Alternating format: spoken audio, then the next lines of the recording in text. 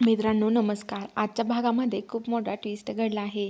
तर आता इकडं जी सावी आहे, सावी जेलमध्ये असते आणि तो पोलीस हिला आता कमेंट वाचून दाखवत असतो. तिच्या व्हिडिओखाली काय काय कमेंट आले आहेत ते. तर आता लगेच तो कमेंट वाचत असतो. तो म्हणत असतो की बघितलं का, आम्हाला माहिती होतं ही मुलगी पहिल्यापासून कशी आहे ते.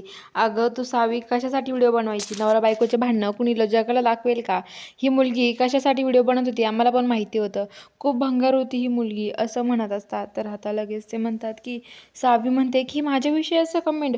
तेवढा तिथं आता रिनी आणि पराग येतात. त्या म्हणतात की काय हो, तुम्हाला तुम्हाला कुणी दिली हे की यांची कमेंट वाचून दाखवायची? अहो कुणी कमेंट वाचून दाखवत नसतं पोलीस स्टेशनमध्ये. तुम्हाला एवढं माहीत नाही का कायदा काय आहे ते? तर तेव्हा पोलीस म्हणतो की मला तुम्ही आता कायदा शिकवणार का? तुम्ही मला कायदा शिकवणार आहे का? असं म्हणतो. आणि आता पोलीस म्हणतो की तुम्हाला पण एकेकाला सोडणार नाहीये मी, असं म्हणतो.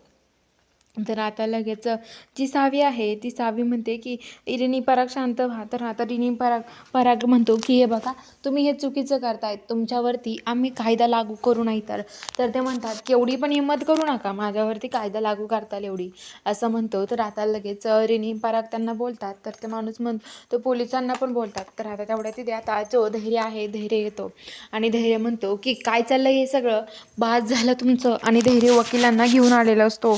धैर्य वकिलांना घेऊन येतो. तर आता धैर्य वकिलांना तिथे आणतो आणि म्हणतो की हे बघा, हे सावीच्या बाजूने लढणारे वकील, हे वकील आम्ही घेऊन आलो आहोत. आणि हे बघा, आता सावीला आम्ही निर्दोष सोडणार आहे इथून. तर आता ते सावीला जेलमधून तिथून सोडतो, जामीन देतो सावीला.